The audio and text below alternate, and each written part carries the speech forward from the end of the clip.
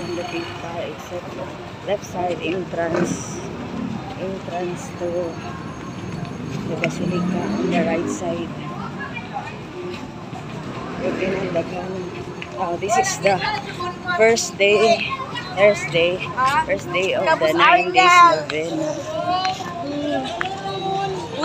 So, dahang police, visible ang mga police.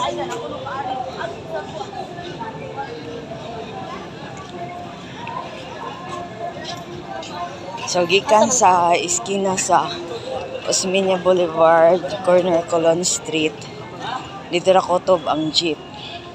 So, wala na makaagi diri nga public utility jeepney.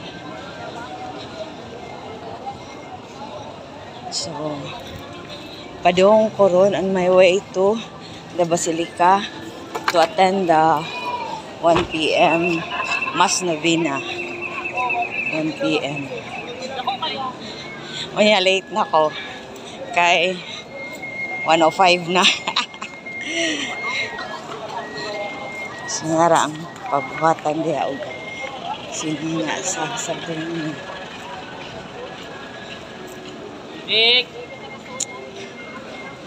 So, padung na ko sa Santa Maria Basilica.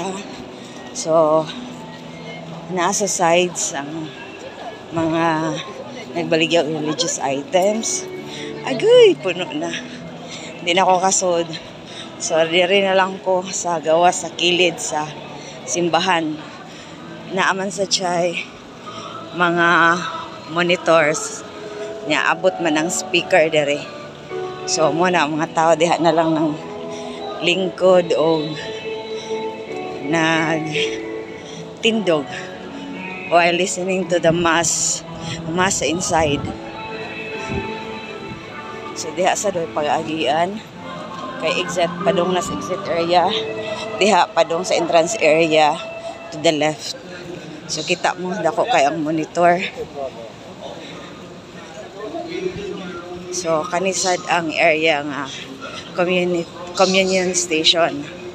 So pwede ra ari diri mga lawat kay naray mga lay minister. So since 1 p.m. hapon, init-init gamay pero madala ba? Nagpadalpi ng mga tao sa sidewalk.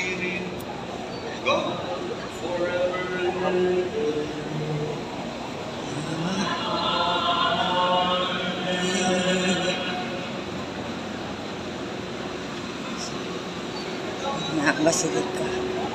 So, ang mga tao na asa kilid.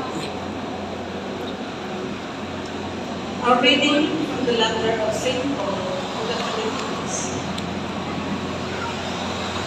Brothers and sisters, Christ Jesus, though he was So, mga kanto vendors did not regard equality para sa gawas, di allowed sa sulod. So, kaning side, rather, he entered exit, himself, ani taking the form of a slave, coming in human likeness. ito sa Magellan's Cross dapit ang entrance.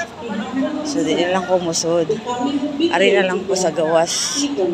Kay doon man sa speaker niya. Because of Na this, monitor.